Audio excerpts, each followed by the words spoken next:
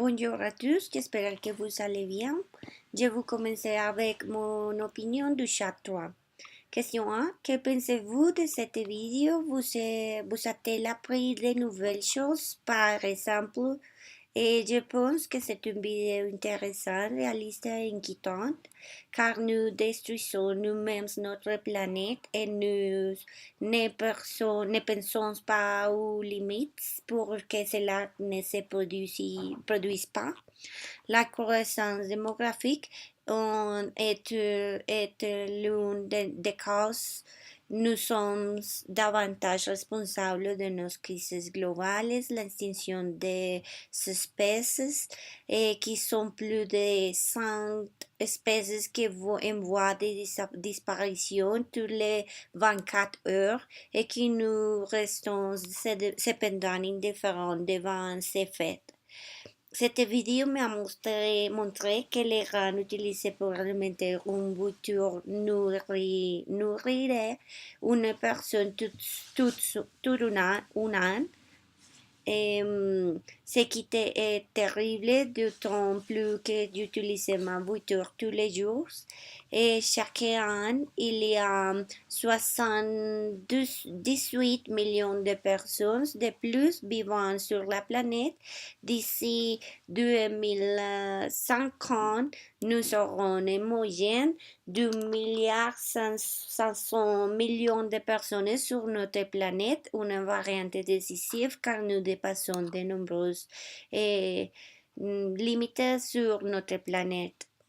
Question 2. Que dit la vidéo des pays scandinaves et que pensez-vous des politiques publiques mises en œuvre dans ces pays que he expliqué dans la vidéo? La vidéo montre comment la Suède, la Finlande et la Norvège ont investi dans un système économique solidaire. Ces pays ont adopté des politiques en matière de garde d'enfants, pas seulement des soins de santé universels, mais également des soins de qualité pour l'enfance, des congés parentaux bien payés, entre autres. Avec ces politiques, vous penseriez que votre taux de natalité est élevé parce qu'il est favorable, mais ce n'est pas le cas. Sa croissance est faible et très stable.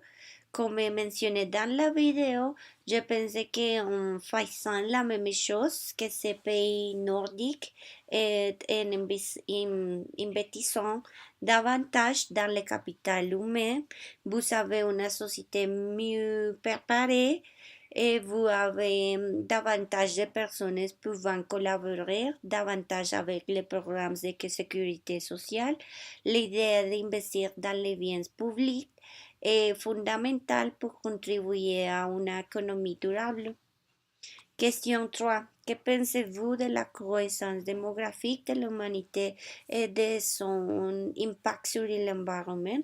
Quel est selon vous le plus important pour la planète, le contrôle démographique ou le contrôle de la consommation actuelle?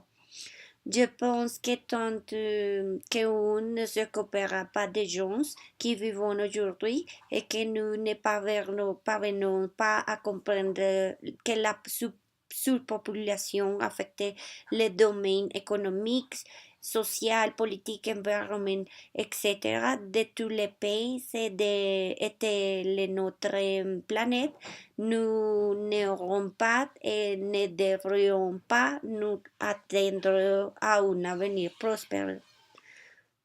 Je pense que le contrôle démographique est le plus important. Le problème n'est pas l'avortement, mais la prévention, la nécessité d'améliorer le statut de la femme dans le monde entier et de ne pas les considérer comme une machine de la reproduction ou les considérer comme un objet sans valeur.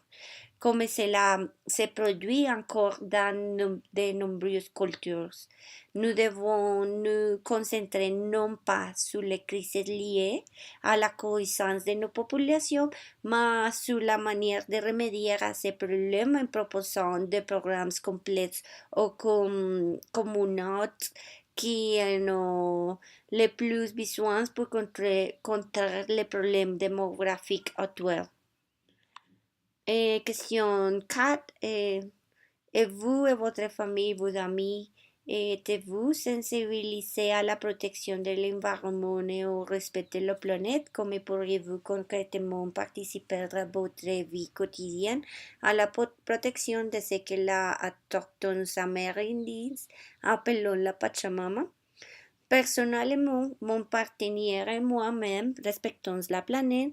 Dans notre vie quotidienne, nous pouvons participer davantage à la Pachamama en étant plus conscients et reconnaissants de ce que la Terre nous donne et nous inquiétant davantage pour la Terre nourricière en la considérant comme une grande partie de notre vie pour arriver à prendre soin de la manière appropriée. La vraie richesse est constituée de contributions de l'homme et de la nature. Ne gaspillez pas, utilisez moins la voiture, recyclez, utilisez moins de produits en plastique. Et les petites choses font toute la différence. Et plus encore, que vous commencez à éduquer les gens autour de nous. Et c'est tout. Merci beaucoup.